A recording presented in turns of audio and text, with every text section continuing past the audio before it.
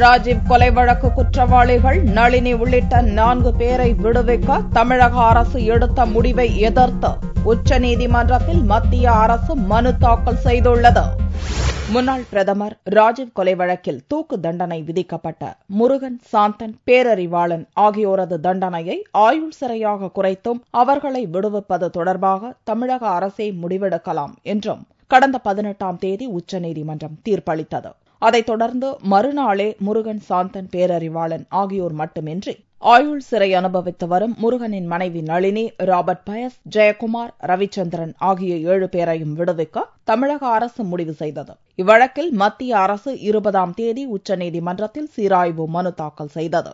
அதை விசாரணைக்கு ஏற்ற உச்சநீதிமன்றம் முருகன், சாந்தன், பேரறிவாளன் ஆகிய 3 விடுவிக்க தடை விதித்தது. இந்நிலையில் எஞ்சிய 4 ஆயுள் சிறை கைதிகளான நளினி, ராபர்ட் பயஸ், ஜெயக்குமார், ரவிச்சந்திரன் ஆகியோரை விடுவிக்க தடை விதிக்க கோரி திங்களன்று உச்சநீதிமன்றத்தில் மத்திய அரசு சார்பில் மற்றொரு மனு தாக்கல் செய்யப்பட்டது. திங்களன்று சதாசிவம் தலைமையிலான பெஞ்ச் முன் மத்திய அரசின் சார்பில் கூடுதல் சொலிசிட்டர் ஜெனரல் சித்தார்த் லுத்ரா ஆஜராகி ராஜீவ் கொலை குற்றவாளிகளை விடுவிக்கும் அதிகார வரம்பு தமிழக அரசுக்கு இல்லை என்று வாதிட்டார். அதை ஏற்ற நீதிபதிகள் வியாழனன்று மனுவை விசாரணைக்கு எடுத்துக் கொள்வதாக கூறினர். இதனிடையே உடல் நலிவுற்றிருக்கும் தனது தந்தையை கவனித்துக் கொள்வதற்காக 1 மாத பரோல் வழங்க கோரி சென்னை உயர்நீதிமன்றத்தில் நளினி சார்பில் மனு தாக்கல் செய்யப்பட்டிருந்தது. நளினியை விடுவிக்க எதிர்ப்பு தெரிவிக்கும் மனு உச்சநீதிமன்றத்தில் நிலுவையில் இருப்பதை சுட்டிக்காட்டிய நீதிபதிகள் இவ்வழக்கை மார்ச் 17ஆம் தேதிக்கு ஒத்திவைத்து உத்தரவிட்டனர்.